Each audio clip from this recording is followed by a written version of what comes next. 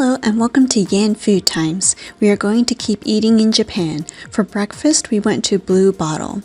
I haven't been to this in the States either, but I always wanted to try. I was able to practice my Japanese and understood the server well. Phew! I didn't want a sour drink, so she recommended Americano. When I asked about lattes, she said it was good too, so that's what I tried. I usually get some quote-unquote safe drink first, as it's my first time. I also ordered a meat pie.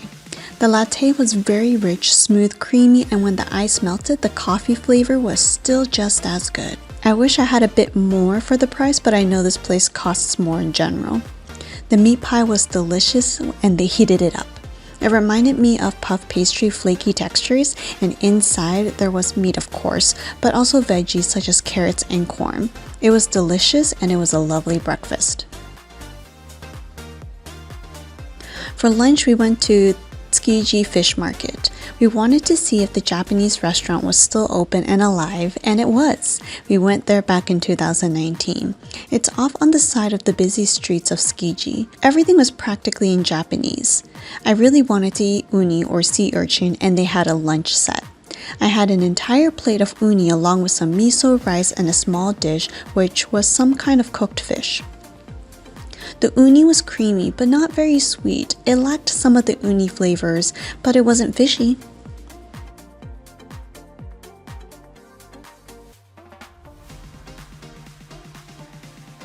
We then had a snack at the Muji flagship store.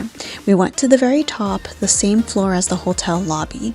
They have a cafe there and we rested for a bit. I ordered the matcha soft serve and it was very good. It was creamy and the matcha flavor was strong but not bitter. It also left a nice aftertaste. It was refreshing and a good portion.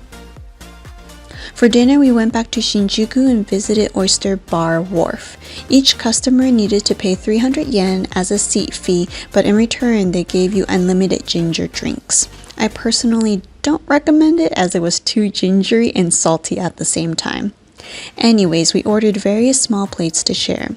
The salmon was slightly fried around the edges and it was one of my favorites. There were 3 sauces or toppings to go with it. There was a sweet soy sauce, fresh tobiko, and sea salt. All were great with the salmon, but my favorite was the tobiko or salmon eggs. It gave a burst of salt with each bite. We ordered steamed, fried, and baked oysters with uni butter. The oysters were big, but I think the best was the original steamed. I think after eating a lot of oysters, the simple and basic cooking style is my favorite. We also got oyster spring rolls, which they literally placed an entire oyster in there. This was not that interesting, and you can skip it and try other dishes. The fried onigiri in a light broth was very interesting as it was crispy on the outside and soft on the inside as it soaked up the broth. It was good. The clam rice was not outstanding, but if you want some carbs, you can get it. I also got a non-alcoholic lemon sour.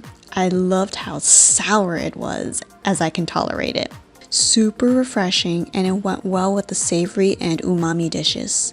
They're also known for raw oysters, of course, but I don't know if my stomach appreciates raw oysters, especially this was our first official day in Japan. My body needed to adjust. Lastly, I got Kilimanjaro coffee pudding from Caldi.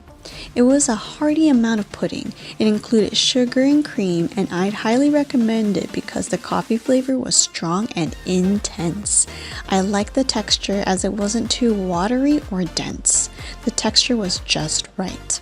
I would recommend eating it with another person or save it for later because for some reason, it got full very quickly. However, I recommend it if you love coffee. Alright, that's all for today. What kind of food caught your eye? Please share, and thank you for watching Yan Food Times.